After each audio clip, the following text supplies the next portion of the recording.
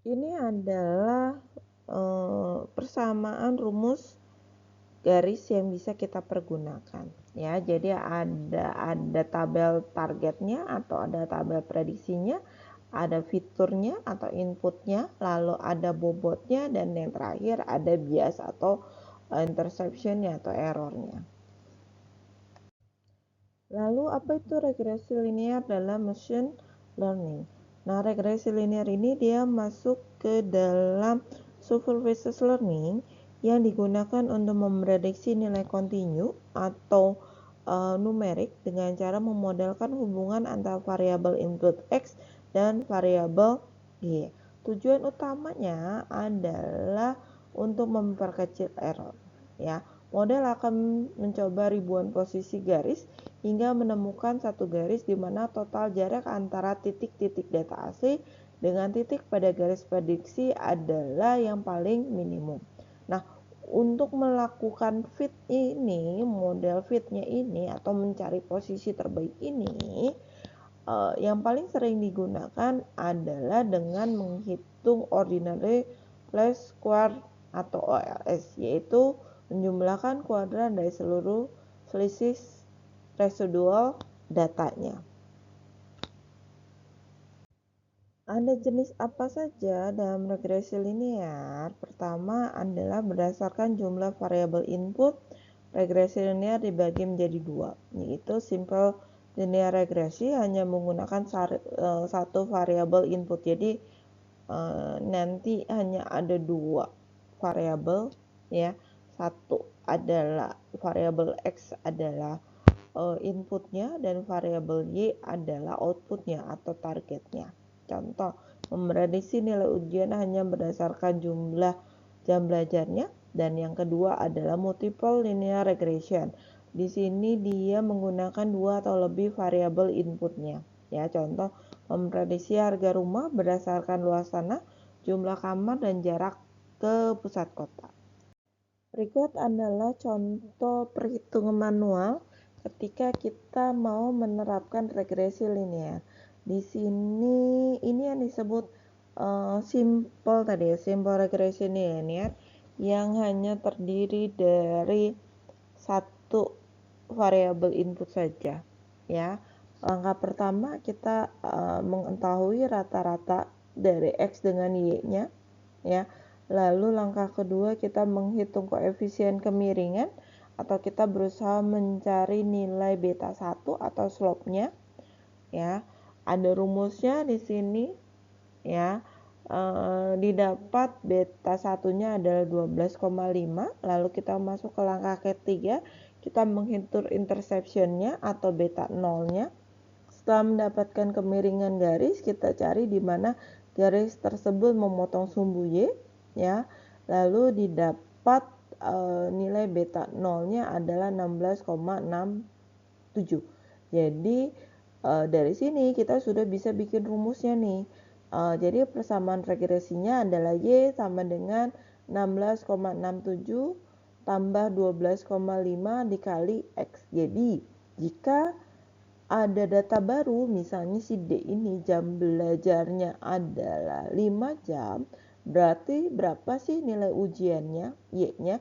Nah, kita bisa hitung dari persamaan regresinya. Y sama dengan 16,67 tambah 12,5 dikali 5, karena tadi nilai X-nya adalah 5 jam. Nah, didapat nilainya berapa? Nah, ini contoh sederhananya. Lalu bagaimana jika diimplementasikan dengan Python? Nah, sama seperti yang lain ya, kita tetap pakai sklearn di sini. Kita pakai sklearn dengan linear model. Di sini kita importnya linear regresi ya. Misalnya kita tadi memasukkan data-data contoh kita yang tadi ya 246 itu sebagai X itu sebagai input ya, dan Y-nya di sini adalah output ya, data targetnya. Nah, di sini kita masuk ke inisiasi, kita langsung di sini langkah ketiga kita bikin model linear regresinya ya. Di sini kita model sama dengan linear regresi, berarti dia proses perhitungan yang datanya ini menggunakan linear regresi, lalu di sini ada melatih model fitting. Nah, ini yang proses OLS-nya di sini ya bahwa garis yang paling optimal itu yang mana sih ya. Setelah melakukan langkah 4 ini kita lanjut rumus yang terbentuk itu seperti apa sih, atau persamaan regresi yang terbentuk seperti apa sih. Nah, di sini sudah ada, di sini kita hitung slope-nya, kita hitung interception-nya. Nah, didapat di sini sama ternyata dengan perhitungan manual kita, yaitu Y sama dengan 16,67 tambah 12,5 dikali X ya. Nah, jika tadi ada data baru yang ingin diprediksi, tadi jam belajarnya itu adalah 5, berarti nilainya yang akan didapat berapa sih? Oh, di sini dia angka 5 ini akan dimasukkan ke sini nih, persamaan ini. Maka nilai prediksinya ketika 5 jam belajar ya itu didapat 79,17 nilainya. Kalau 8 jam belajar nilainya lebih dari 100 nih. Berarti teman-teman kalau nilainya mau 100 belajarnya harus 8 jam ya, sederhananya seperti itu. Nah, kita lihat nih model kita ini ya, yang persamaan Y sama dengan 16,67 ditambah 12,5 dikali X ini berapa sih? Nah, kita untuk evaluasinya kita pakai R square di sini ya. Kita hitung R square-nya berapa? Oh, didapat nilainya 0,98. Oh, ini mendekati 1. Berarti model yang sudah terbentuk ini termasuk bagus ya, karena dia mendekati 1. Jika skor mendekati 1 berarti model sangat akurat dalam mengikuti pola data. Nah, kalau mendekati 0 berarti nggak bagus ya model yang terbentuknya.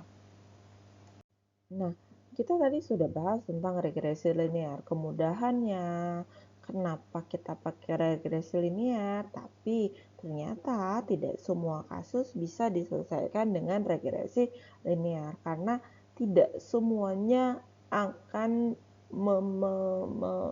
menggambar garis lurus ya, gitu. Mengapa garis lurus gagal untuk klasifikasi? Ya, karena ada beberapa keterbatasan ya. Jika target kita hanyalah kelas biner 0 atau 1, garis lurus tak berujung akan memprediksi nilai yang tidak masuk akal ya.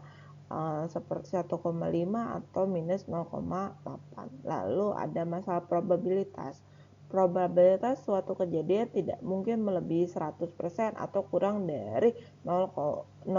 Yang tadi saya bilang bahwa nilai anak ya tadi, ketika nilainya kita belajar 8 jam, output terakhirnya adalah 116 kalau nggak salah tadi ya. Nah, ini kan nggak mungkin karena nilai maksimalnya adalah 100 ya. Lalu ada kebutuhan baru, kita membutuhkan fungsi matematika yang mampu membengkokkan garis lurus ini agar selalu terkunci di antara batas 0 dengan 1, ada batasnya. Maka lahirlah logistic regression ya. Kurvanya tidak garis lurus seperti linear regression ini, tapi kurvanya adalah seperti S di sini ya, karena dia menggunakan kurva sigmoid ya. Fungsi sigmoid bertindak sebagai kompresor yang membengkokkan keluaran linear tidak terbatas menjadi rentang tertutup. Hasil akhirnya adalah angka ekstrem berapapun dari minus tak hingga plus tak hingga secara matematis ditekan menjadi probabilitas absolut antara 0 hingga 1. Nah, di sini kalau logistic regression di sini atau regresi logistik di sini output yang dihasilkannya adalah berupa angka kategorikal, yaitu 0 hingga 1 saja gitu. Jadi ada batasnya. Jadi apa itu regresi logistik? Regresi logistik adalah algoritma supervised learning yang digunakan untuk tugas klasifikasi. Nah, bedanya di sini. Biarpun dia namanya adalah regresi ya, tapi tetap di sini dia output terakhirnya adalah dia menggunakan probabilistik ya. memprediksi probabilitas bahwa suatu data masuk ke dalam kategori tertentu, ya. Rentangnya 0 hingga 1. Jika mendekati, nanti dia ada batasnya. Ketika batas probabilitasnya lebih dari 0,5 berarti dia masuk ke kelas 1. Jika batasnya itu atau nilainya yang dihasilkannya kurang dari 0,5 berarti dia akan masuk probabilitas 0. Karena outputnya berupa probabilitas rentang 0 hingga 1, algoritma ini sangat populer untuk masalah klasifikasi biner. Mengapa regresi logistik penting? Ya, karena sama seperti tadi ya, regresi linear, dia fundamental dari algoritma yang kompleks setelahnya ya. Kalau di sini ya dasarnya dari deep learning ini adalah regresi logistik. Jadi kalau teman-teman nanti mau memperdalam tentang deep learning, ya teman-teman harus tahu tentang regresi logistik ini. Selain merupakan fundamental dari algoritma setelahnya atau algoritma modern lah ibaratnya, di sini kita tahu juga bahwa banyak industri yang memakai regresi logistik ini untuk mengklasifikasikan ya. Untuk klasifikasikan yang paling jelas adalah jika dia klasifikasi biner ya atau cuma 2 kelas, maka banyak yang pakai regresi logistik ya. Lalu interpretabilitasnya tinggi ya, jadi dia mudah dipahami oleh orang lain ya. Tidak cuman misalnya kalau algoritma yang lain ya itu kita bisa ya pokoknya dia angkanya atau masuk kelas 1 kita nggak tahu kenapa masuk kelas 1-nya ya. Nah tapi di regresi logistik ini kita bisa tahu kenapa sih dia masuk kelas 1. Oh misalnya kita lihat variabel koefisiennya berapa dan seterusnya ya. Lalu efisiensi dan skalabilitas ya. Di sini regresi logistik ini dia hemat sumber daya ya. Algoritma ini sangat ringan ya, tidak memerlukan memori RAM yang besar seperti deep learning. Makanya kadang-kadang ketika kita ketemu kasus ya, kita mau mengklasifikasikan, ada kasus nih mengklasifikasikan sesuatu menjadi biner. Nah, kadang pilihan kita nggak langsung ya udah pakai deep learning aja gitu. Nggak bisa, karena kita harus coba dulu dari paling bawah ya. Ketika pakai regresi logistik sudah bagus akurasinya, berarti sudah selesai. Ini mengurangi cost kita ya. Jangan sampai, kalau teman-teman pasti sering dengar adalah ketika kita mau membunuh nyamuk masa pakai basoka, kan nggak mungkin ya. Nanti yang hancur bisa seisi rumah ya. Nah itu contohnya ya, kita pakai yang kecil dulu pertama. Misalnya kita pakai raket nyamuk dulu deh, bisa nggak ya? Kita pakai obat nyamuk dulu, bisa nggak ya? Nah jadi karena efisiensi ini jadinya banyak dipakai di industri ya, tapi dia bisa hasilnya juga bagus gitu ya. Lalu cepat, sangat efisien untuk data yang berukuran raksasa atau big data karena perhitungannya matematisnya fungsi sigmoid sangat sederhana bagi komputer. Lalu ya di sini keandalan dalam data sederhana ya, karena dia datanya tidak terlalu besar. Bagaimana cara kerja model regresi logistik? Yang pertama adalah kita melakukan kombinasi linear atau kita mengetahui inputnya dulu apa saja. Nilai Z dapat berupa angka apa saja dari negatif hingga tak hingga sampai positif tangga. Lalu masuk ke transformasi dalam fungsi sigmoid, kita menghitung fungsi sigmoidnya ya dengan menggunakan rumus tersebut. Nilai Z di sini dimasukkan ke dalam fungsi sigmoid jika Z sangat besar atau positif, P mendekati 1. Jika Z sangat kecil, negatif, P mendekati 0, maka Z sama dengan 0 atau P adalah 0,5. Nah, lalu mengambil keputusan ketika kita sudah tahu nilai sigmoidnya, kita melakukan keputusan P-nya berapa ya.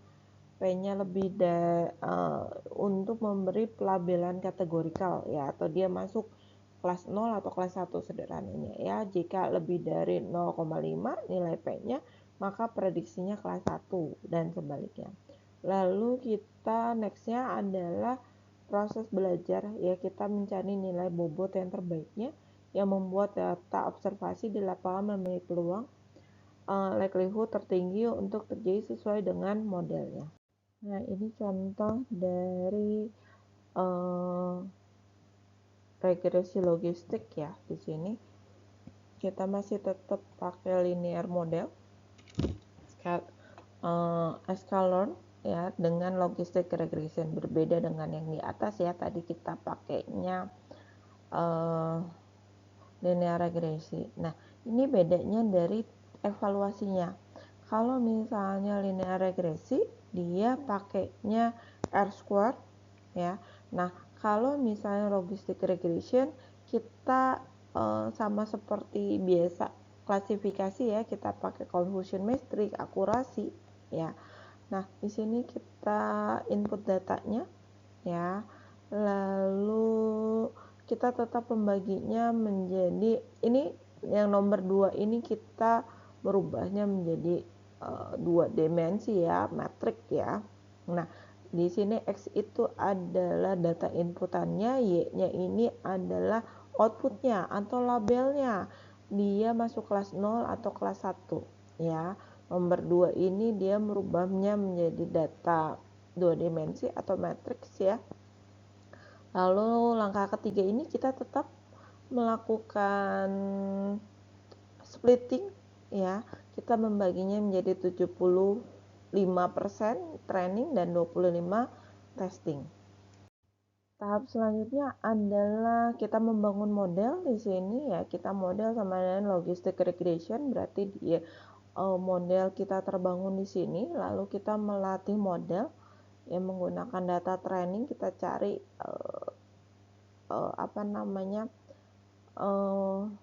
rumus yang nanti yang terbangun yang terbaik itu yang mana ya. Nomor 6 ini dari sudah fitting, kita cari rumusnya atau persamaan logiknya. Di sini sama seperti tadi didapat.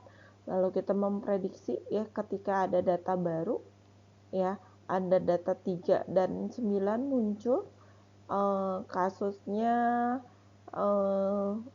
prediksinya itu berapa sih ya, dia masuk kolom kelas 0 atau kelas 1. Nah, lalu kita hitung akurasinya ya, berapa persen sih. Nah, di sini kalau di sini ya karena datanya sedikit, berarti nilai akurasinya lumayan tinggi ya, 100%. Oke, kita mau lihat nih, benar nggak sih dia tidak membuat garis lurus, dia membuat sigmoid ya. Nah, di sini ini hanya visualisasi saja. Nah, ini garis yang terbentuk bukan garis lurus ya, tapi sigmoid. Ada beberapa jenis regresi logistik. Yang pertama adalah regresi logistik biner yang tadi kita bahas ya, biner logistik regression.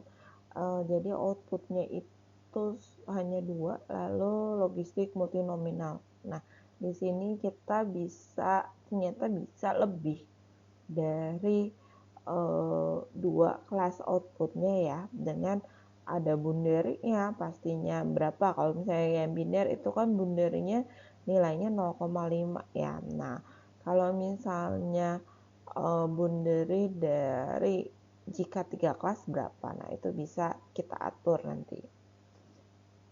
Nah, lalu kalau tadi kan inputnya cuma 1 ya. Kalau misalnya inputnya banyak bisa nggak? Bisa ya. Jadi kalau multi fitur ya, atau fiturnya banyak atau atributnya banyak, dia juga bisa. Lalu, bagaimana regresi logistik ini dibandingkan dengan teknik machine learning lainnya? Nah, sama seperti tadi ya, pembahasan tentang linear regression ya, bahwa kita bisa cara sederhana ketika kita ada masalah, ketika ada kita proyek data science ya, nggak usah buru-buru kita pakai model yang paling bagus ya, model yang paling up to date ya. Kita coba dulu dari model sederhana ya, karena bisa jadi model sederhana ini yang paling bagus menyelesaikan masalah ya. Jadi jika dibandingkan teknik machine learning yang lain, bagaimana ya? Di sini regresi logistik sering digunakan sebagai model baseline ya, karena tadi dia adalah dasar dari keseluruhannya. Lalu karena kemudahan regresi logistik ini dalam interpretabilitas atau dipresentasikannya atau dibaca oleh orang lainnya lebih mudah dibandingkan model machine learning yang lainnya ya, dan dia tidak black box ya. Maksudnya black box itu apa? Kita kadang kalau kita pakai teknik machine learning yang lainnya, kadang-kadang kita cuman tahu, oh dia langsung masuk kelas 0, oh dia langsung masuk kelas 1 tanpa tahu step-stepnya. Nah, kalau regresi logistik ini dia transparan ya. Oke. Di sini ada matriks sintesis yang bisa teman-teman lihat perbedaan dari linear regression dan logistic regression ya. Di sini tujuannya sudah berbeda, bentuk geometrisnya berbeda, sifat outputnya beda, fungsi evaluasinya berbeda ya. Jadi semua tergantung dari kasusnya teman-teman itu mau ngapain ya. Nah, ketika kapan sih kita pakai linear regression, ketika kapan kita pakai logistic regression? Kita bisa menentukan dari alur ini ya. Apa yang ingin diprediksi? Angka atau probabilitas, angka atau kelas ya. Kalau misalnya angka numerik berarti kita pilih linear regression ya. Ketika outputnya adalah berupa kelas, maka kita pilih logistic regression ya. Contoh, ketika tadi kan contoh awal banget yang linear regression itu jam belajar dengan hasilnya ya. Ketika jam belajarnya 8 jam, maka hasilnya itu 116 ya. Loh, itu nggak mungkin sekali ya, karena angka itu kan nilainya dari 0, nilai ya, maksudnya nilai ulangan itu kan pasti 0 sampai 100 saja maksimal, nggak ada yang lebih dari 100 ya. Nah, oh berarti kasus tadi bisa kita rubah dong, bukan linear regression, tapi kita bisa jadi logistic regression. Oke, kita rubah jadi logistic regression. Oh, berarti kita rubah nih, berarti bukan berdasarkan yang diprediksi, bukan nilainya yang diprediksi, tapi hanya kelulusannya. Oke, nilai lulus berapa, tidak lulus berapa. Nah, kita tahu nilai lulus dan tidak lulusnya berapa. Oh, kalau SMA biasanya ada KKM ya, berarti nilai ambang batas. Oh, kalau 75, di atas 75 dia dibilang lulus, di bawah 75 dia dibilang gagal. Nah, berarti kalau kasusnya sudah berubah seperti ini, kita bisa pakai logistic regression ya. Mungkin itu saja yang bisa saya sampaikan di pertemuan kali ini. Jika ada yang ditanya, bisa teman-teman tanyakan ya secara langsung saja di kolom komentar di Classroom, biar teman-teman yang lain juga tahu ada masalah apa, ada pertanyaan apa, biar sama-sama paham ya. Saya cukupkan pertemuan kali ini. Assalamualaikum warahmatullahi wabarakatuh.